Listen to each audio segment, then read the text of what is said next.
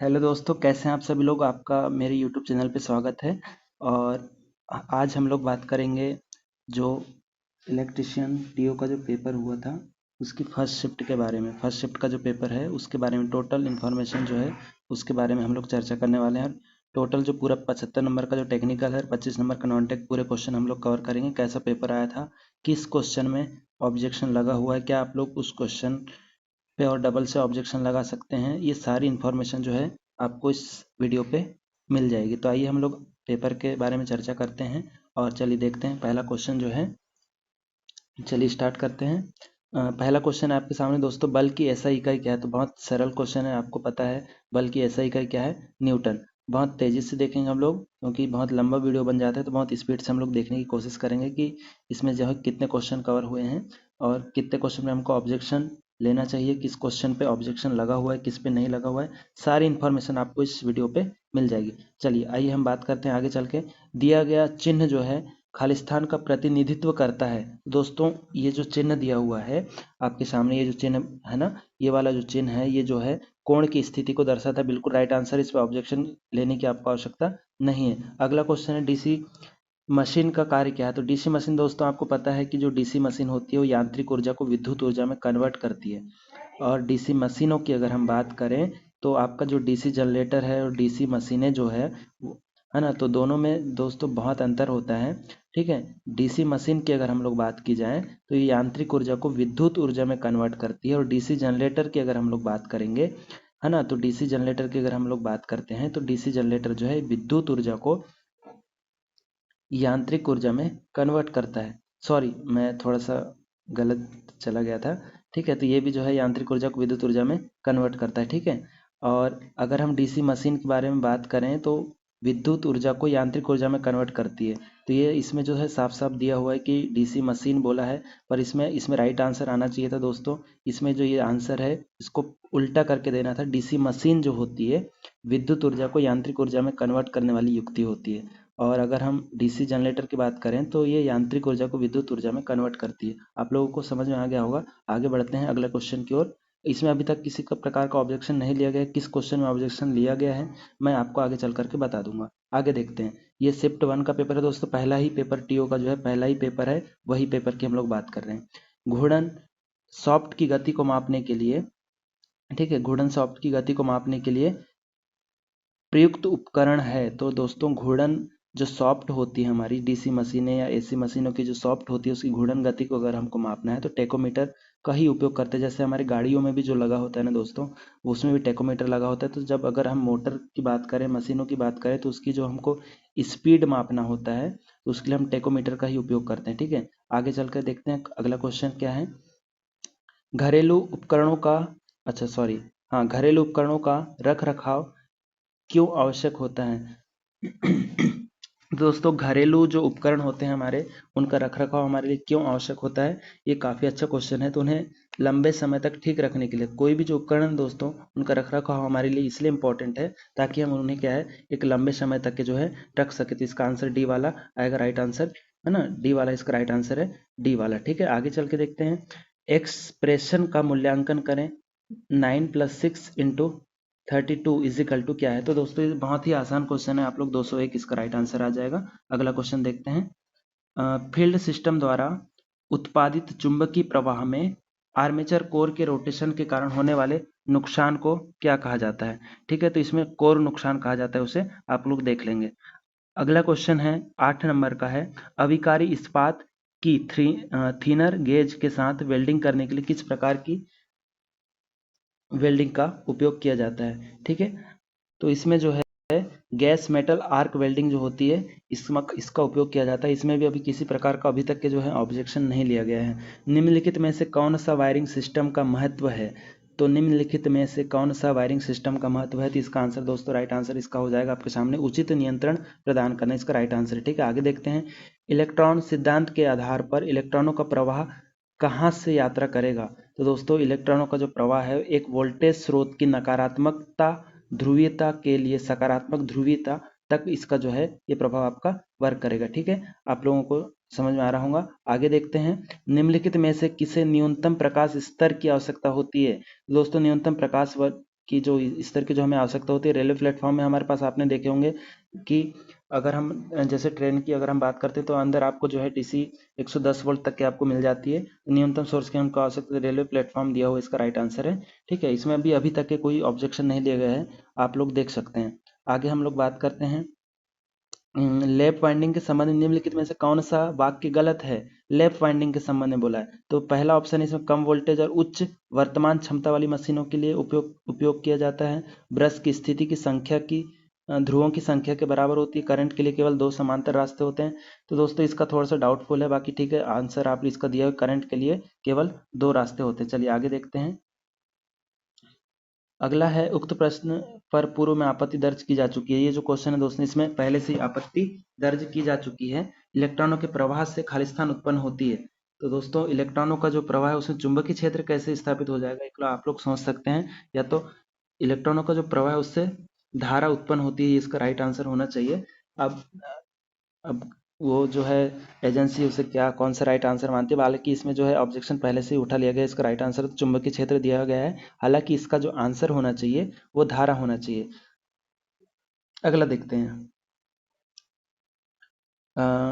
उपकरणों को सत्यापित करने के लिए हमें किसी आंशिक उपकरण की आवश्यकता क्यों है। तो इसका राइट आंसर है दोस्तों माप अनिश्चितता को कम करने के लिए। ठीक है, आगे देखते हैं। ज्योति अभिवाह ल्यूमिनस फ्लक्स का मात्रक तो अभी सभी को पता है दोस्तों, ल्यूमिनस जो फ्लक्स होती है उसका मात्रक हमारा ल्यूमन होता है। ठीक है, और अगला क्वेश्चन है एक केवी में कितने एम्पियर होते हैं। तो दोस्तों बहुत सरल क्वेश्चन है, एक केवी में कितने एम्पियर होते हैं। तो 1000 वोल्ट प्रति एम्पियर। ठीक है, एक केवी में 1000 वोल्ट प्रति एम्पियर होते हैं। आगे देखते हैं जनरेटिंग स्टेशन में प्रत्यावर्तक खालिस्तान में जुड़े होते हैं। तो जनरेटिंग स्टेशन के जो प्रत्यावर्तक हैं, जो अल्टरनेटर हैं दोस्तों, वो आपके स्टार संयोजन में जुड़े रहते हैं। कोई दिक्कत नहीं है इसमें अभी तक के। और मैं आपको बता दूं, अभी जैसे आप लोगों की जो टीओ की एग्ज़ाम है ना दोस्तों, उसमें अगर आप लोगों के नंबर कम भी आए होंगे तो ज़्यादा आप लोगों को परेशान होने की आवश्यकता नहीं है, क्योंकि अभी जो है 2025 में नवंबर दिसंबर तक के और जो है अपने टीओ की वैकेंसी आने वाली है। अगर आपको इसकी सही जानकारी लेना है तो मेरे यूट्यूब चैनल पे वीडियो बना हुआ है, उसको आप लोग जा करके देख सकते हैं। ठीक है, अब ये नहीं करना है कि हम हमारे नंबर कम आए तो हम पढ़ाई छोड़ दें, ऐसा बिल्कुल नहीं है। आप लोग अगर अच्छे से तैयारी करते हैं दोस्तों तो बिल्कुल है कि आपका जो सिलेक्शन है वो कंफर्म होगा, एकदम 100% सिलेक्शन होगा अगर आप उस लायक तैयारी करते हैं तो। पढ़ाई के लिए कॉम्प्रोमाइज़ नहीं करना है दोस्तों, हमको पढ़ाई करनी है अच्छे से। ठीक है, आगे बढ़ते हैं। और आपको पता ही है कि ये टीओ का पेपर है, पहले शिफ्ट का है, सरल है, उतना ज़्यादा कठिन नहीं दिया हुआ है। नीचे दिया गया चिन्ह काय का दर्शाता है, आपको पता होगा। नीचे जो दिया गया चिन्ह हाई वोल्टेज का दर्शाता है ना। राइट आंसर इसका प्रदर्शन परीक्षण के लिए प्रयुक्त उपकरण है। मतलब आपका जो है हमको कहीं परफॉर्म करना है तो उसके लिए कौन सा उपकरण सबसे सही रहेगा बोला है, तो इसका आंसर है जे मीटर। थोड़ा नया क्वेश्चन है तो मैं आपसे एक ही अपील करूंगा दोस्तों कि जो हमको अगर किसी भी प्रकार से नए क्वेश्चन अगर हमको जैसे देखने को मिलते हैं, जैसे ये दिया हुआ है कि प्रदर्शन परीक्षण के लिए प्रयुक्त उपकरण है, तो दोस्तों जे मीटर है ना, जो जे मीटर होता है हमारे उसके लिए उपयुक्त है। ऐसे नए क्वेश्चनों को दोस्तों आप लोग एक काफ़ी बनाकर लिखते हुए चलें, ताकि हमको आगे चल करके अगर कभी ऐसे क्वेश्चन आते हैं तो हमारे लिए दिक्कत ना हो। समांतर में चलने वाले दो प्रत्यावर्तक पर विचार करें। अब यदि किसी एक प्रत्यावर्तक का एक्सटेंशन जो है वो बदल जाए, वो वही बोल रहा है, तो पावर फैक्टर इसका राइट आंसर, पावर फैक्टर बदलेगा। ठीक है, घर में अधिकतर किस प्रकार के सर्किट का उपयोग किया जाता है। दोस्तों घरों में जो है हमारा समांतर सर्किट ही उपयोग किया जाता है, समांतर परिपथ ही हम लोग उपयोग करते हैं लाइटिंग के लिए, या जो हमारी सब सर्किट होते हैं उसमें हम जो समांतर सर्किट का ही उपयोग करते हैं। एसओपी का अर्थ क्या है। ठीक है, तो मानक संचालन प्रक्रिया, स्टैंडर्ड ऑपरेटिंग प्रोसीजर जिसे बोला जाता है ना, क्या स्टैंडर्ड है ना, स्टैंडर्ड ऑपरेटिंग प्रोसीजर इसको कहा जाता है, स्टैंडर्ड ऑपरेटिंग प्रोसीजर एसओपी। नया क्वेश्चन है दोस्तों, इसे आप लोग पढ़ सकते हैं। तांबे के पाइप और फिटिंग को एक दूसरे से जोड़ने के लिए हिट और सोल्डर का उपयोग करने के पीछे का क्या राज है, वही बोल रहा है, तो इसका आंसर है स्वेटिंग। ठीक है, अर्थिंग के लिए तापमान खालिस्तान से अधिक नहीं होना चाहिए। अर्थिंग के लिए जो दोस्तों तापमान है ना, बिल्कुल मैंने पढ़ा हुआ भी ये क्वेश्चन, 160 अंश सेल्सियस से कम सॉरी से अधिक नहीं होना चाहिए। जो अर्थिंग का जो प्रतिरोध होता है, जो हम अर्थिंग करते हैं, हमारे दो प्रकार की अर्थिंग होती है, उसका जो तापमान है वो 160 अंश सेल्सियस से अधिक नहीं होना चाहिए। आगे देखते हैं, निम्नलिखित में से किसे एनालॉग मीटर का उपयोग करके नहीं मापा जा सकता।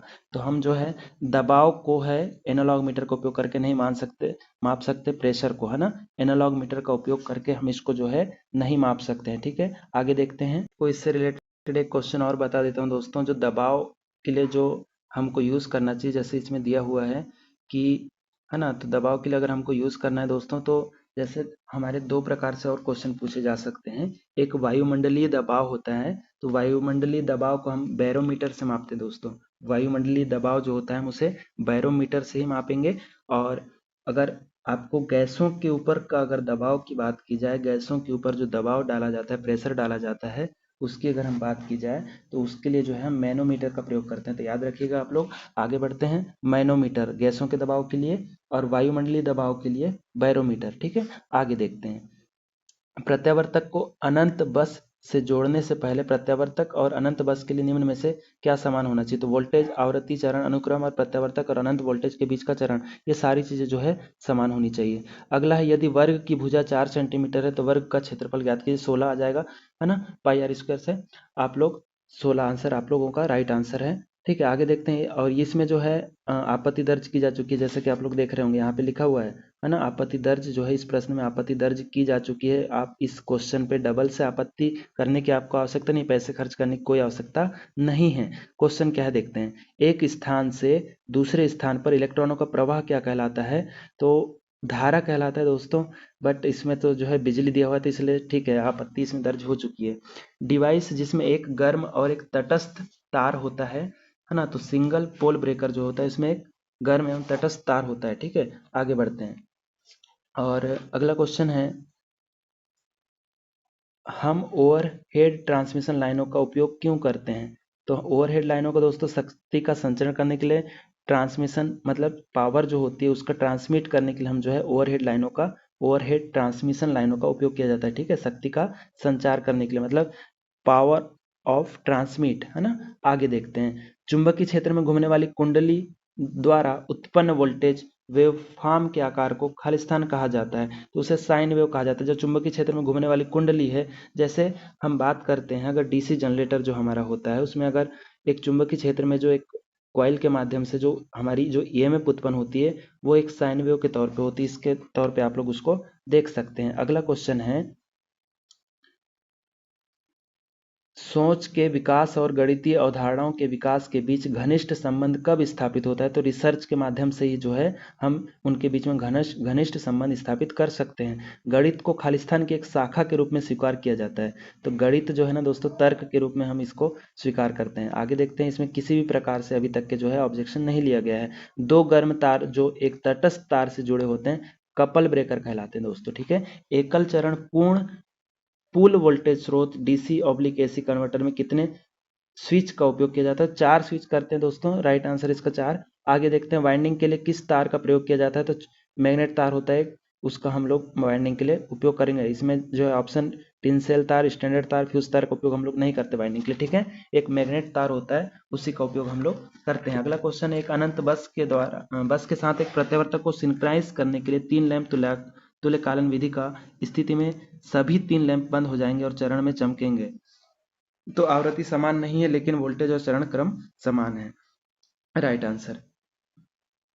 घर में इस्तेमाल होने वाले बुनियादी उपकरणों को खालिस्तान के रूप में जाना जाता है। तो जो घरों में हम जो उपयोग करते हैं उनको डोमेस्टिक जो है डिवाइसेस के नाम से जानते हैं। अगला है, क्या होता है जब एक प्रत्यावर्तक को अति उत्तेजित कहा जाता है। एक जो प्रत्यावर्तक है उसको अति उत्तेजित हम कब बोलेंगे, है ना, तो उसके बारे में दिया हुआ है। तो उसका जो है लैगिंग पावर फैक्टर है, तो वह अति उत्तेजित के रूप में अल्टरनेटर, जब अल्टरनेटर आप लोग दोस्तों ध्यान रखना, अगर अल्टरनेटर अति उत्तेजित है ना, तो उस लैगिंग उसका पावर फैक्टर क्या होगा, लैगिंग पावर फैक्टर। ठीक है, अगला क्वेश्चन है कि 10 वोल्ट की बैटरी 20 ओम के प्रतिरोध के माध्यम से 20,000 कूलाम आवेश का वहन करती है। तो इसका कितना आंसर आएगा, 2 × 10⁵ जूल इसका राइट आंसर है। दिए गए प्रतीक में संबंधित डिवाइस की पहचान करें। तो परिपथ वियोजक है दोस्तों ये लोग, है ना, परिपथ वियोजक है। ठीक है, इसका राइट आंसर। अगला है, अर्थ फाल्ट करंट को कम प्रतिरोध बनाए रखने के लिए किसका उपयोग किया जाता है। तो कोयला।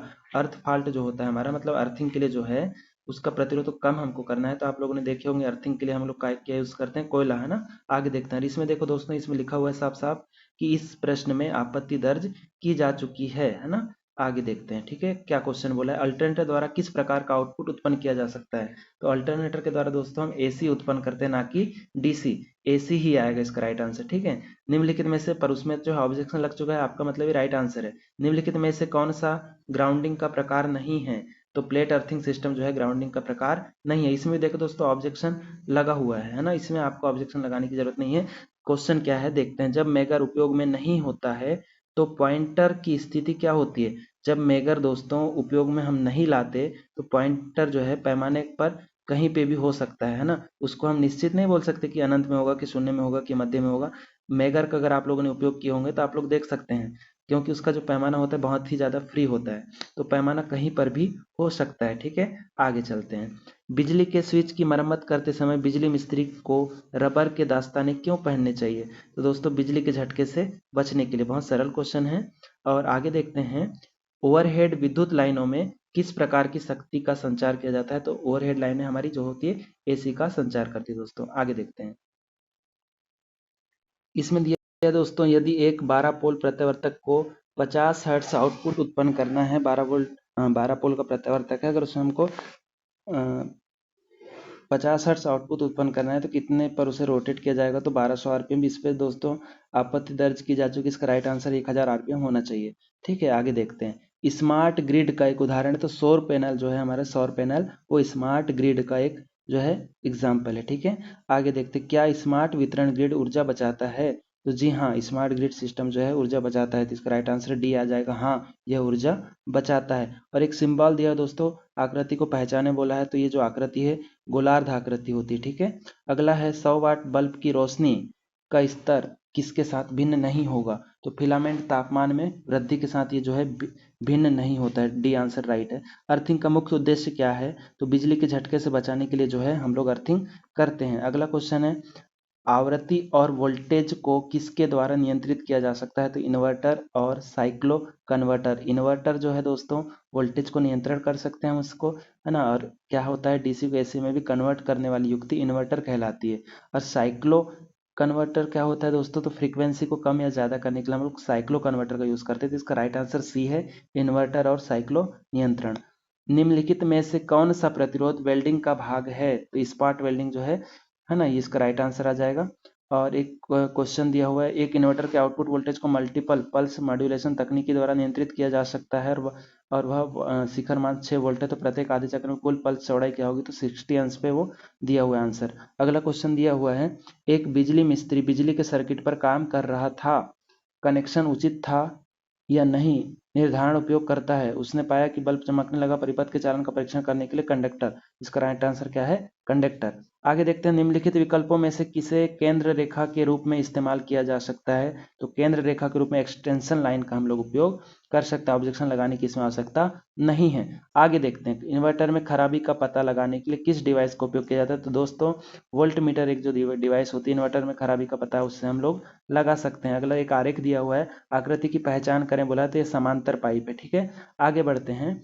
आईई के नियम के अनुसार किसी संस्थापना में लीकेज करंट का मान पूछा है दोस्तों। तो आपको पता है लीकेज करंट का मान कितना होता है, 1/5000, मतलब 1/5000 इसका लीकेज करंट का मान होता है स्थापना के अनुसार, ठीक है। और एक क्वेश्चन है। एक लैंप की गोलाकार मोमबत्ती औसत शक्ति 25 है, लैंप का कुल चमकदार प्रवाह होगा। तो दोस्तों 314 ल्यूमिनस होगा। इसका आप लोग राइट आंसर निकाल सकते हैं, ठीक है। अगला क्वेश्चन है। वैकल्पिक विद्युत आपूर्ति को दर्शाने के लिए किस आवृत्ति का प्रयोग करेंगे। तो देखो दोस्तों सरल है, ज़्यादा कठिन नहीं है। तो हम एसी की आवृत्ति को जब हम दर्शाते हैं आपूर्ति को, तो इसका आपका सिंबल जो है ये दिया हुआ है ना, इस टाइप से। तो ये सिंबल आपका एसी का होता है। आगे देखते हैं। महान भारतीय गणितज्ञ आर्यभट्ट का जन्म कब हुआ था। तो दोस्तों इसका 476 ईस्वी में हुआ था, राइट आंसर, ठीक है। एक छोटा उपकरण जो विद्युत बल्ब को धारण करता है और प्रकाश उत्पन्न करता है। तो आपको पता है दोस्तों इसका राइट आंसर क्या आ जाएगा, लैंप, ठीक है। पहले तो क्या होगा, विद्युत बल्ब जो है वो प्रकाश उत्पन्न करता है, ठीक है, लैंप। आगे बात करते हैं। निम्नलिखित में से कौन सा कथन रोशनी का लाभ है। तो आंखों की थकान और सिर दर्द कम करना। विद्युत के संदर्भ में एमसीबी का फुल रूप मिनिएचर सर्किट ब्रेकर होता है। आगे देखते हैं। दिया गया चिन्ह खालिस्तान का प्रतिनिधित्व करता है। तो ये लक्ष्य का प्रतिनिधित्व करता है, बिल्कुल राइट आंसर है। आपको इन जो दोस्तों जिस जो सही क्वेश्चन हैं जो लग रहे हैं हमको कि सही है, उस पर आपको ऑब्जेक्शन उठाने की कोई आवश्यकता नहीं है। इन्वर्टर में पल्स चौड़ाई मॉड्यूलेशन नियंत्रण तकनीक का उपयोग किसके द्वारा किसके लिए किया जा सकता है? तो वोल्टेज नियंत्रण और हार्मोनिक्स की कमी के लिए हम लोग उपयोग कर सकते हैं। विद्युत और चुंबकीय बल किस प्रकार समान हैं? विद्युत और चुंबकीय बल जो है दोनों बलों का अस्तित्व दो प्रकार के कणों पर आधारित होता है। ठीक है, आगे चल के देखते हैं। जिस विधि में आर्मेचर प्रतिक्रिया का प्रभाव अधिक होता है उसे खालिस्तान कहा जाता है। तो फील्ड कमजोर करने की जो विधि होती है उसमें जो आपका आर्मेचर प्रतिक्रिया होती है वो बहुत अधिक होती है। ऊर्जा की SI इकाई जूल होती है, आपको राइट आंसर पता है दोस्तों। ठीक है, अर्थिंग का सबसे अच्छा प्रकार है तो पाइप अर्थिंग जो होती है हमारी सबसे बेहतरीन है, सबसे अच्छी अर्थिंग अगर कोई होती है तो हम घरों में भी सबसे ज्यादा पाइप अर्थिंग ही करती है दोस्तों, करते हैं। ठीक है, पाइप अर्थिंग दो प्रकार की अर्थिंग होती है, एक प्लेट अर्थिंग और एक पाइप अर्थिंग। तो सबसे ज्यादा उपयोगी कौन सी है? हमारी पाइप अर्थिंग, जो हम घरों में सबसे ज्यादा उपयोग में लाते हैं। आगे बात करते हैं, स्टेटर और रोटर दोनों को घुमाकर किस प्रकार के अल्टरनेटर वोल्टेज का उत्पादन किया जा सकता है? तो ब्रशलेस अल्टरनेटर जो है इसका उपयोग हमको करना चाहिए।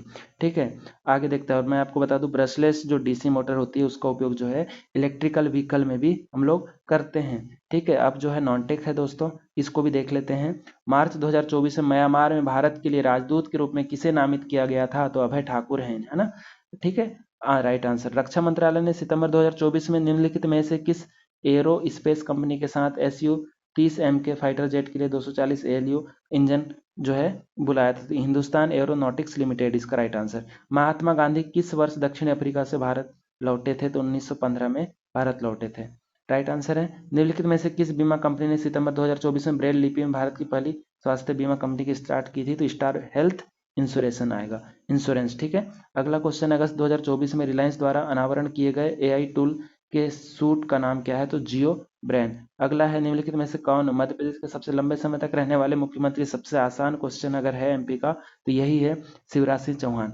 ठीक है, मोहन यादव तो अभी बने हैं दोस्तों आपके, दिग्विजय सिंह मात्र 10 साल ही रहे, बाबूलाल गौर मात्र 5 साल रहे थे। ठीक है, न्यूटन के कौन से नियम बल को परिभाषित करता है? न्यूटन के कौन से नियम जो है, तो न्यूटन का जो पहला नियम दोस्तों बल को परिभाषित करता है। जो दूसरा नियम है F इजिकल टू बल इजिकल टू ma होता है ना, मतलब द्रव्यमान इंटू त्वरण, दूसरा नियम है। और पहले नियम में बल को परिभाषित करना है, न्यूटन का प्रथम नियम है। ठीक है, राइट आंसर है।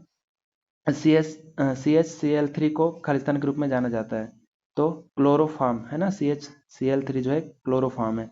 निम्नलिखित में से कौन सा एक प्राकृतिक पॉलीमर है? तो स्टार्च। ठीक है, इंटरनेट सेवा प्रदान का प्राथमिक कार्य क्या है? उपयोगकर्ता को इंटरनेट से कनेक्ट करना, राइट आंसर। गणितीय गणना करने के लिए माइक्रोसॉफ्ट एक्सेल 2010 में किस सुविधा का उपयोग किया गया था? तो फार्मूला। कौन सा स्टोरेज डिवाइस अधिक स्टोरेज क्षमता प्रदान करता है? तो DVD। ठीक है, ड्राइंग या ग्राफिक डिजाइन के लिए आमतौर पर निम्न में से कौन सा इनपुट डिवाइस उपयोग किया जाता है? तो ग्राफिक्स टेबलेट। और दिया है, माइक्रोसॉफ्ट वर्ड में अंतिम क्रिया को पूर्ववत करने के लिए आमतौर पर किस कीबोर्ड शॉर्टकट की का उपयोग करते हैं? तो Ctrl+Z। कीबोर्ड का मुख्य कार्य तो टेक्स्ट और कमांड्स इनपुट करना, है ना। अगला है, नीचे दी गई श्रृंखला में लुप्त संख्या ज्ञात कीजिए। तो इसको आप लोग देख लीजिएगा, जब सेकंड क्वेश्चन भी है और ये मैथ्स के हैं तो आप लोग इनको अच्छे से एक बार सॉल्व करके देख लीजिएगा। मैं इसमें थोड़ा सा समय लगेगा दोस्तों, इसलिए इनको मैं नहीं बना रहा हूँ। ठीक है, आप लोग इनके जो क्वेश्चन है आप लोग इनको देख सकते हो। और दोस्तों अगर आप लोगों ने चैनल को सब्सक्राइब नहीं किया अभी तक है तो चैनल को सब्सक्राइब कर दीजिए। और अभी जो है 2025 में TO की वैकेंसी आने वाली है तो आप लोग उसके लिए भी अभी से भिड़ जाइए, तैयार हो जाइए और बिल्कुल बेहतरीन तरीके से आप लोग उसकी तैयारी कीजिएगा। बेस्ट विशेष है आप लोगों के लिए। Thank you.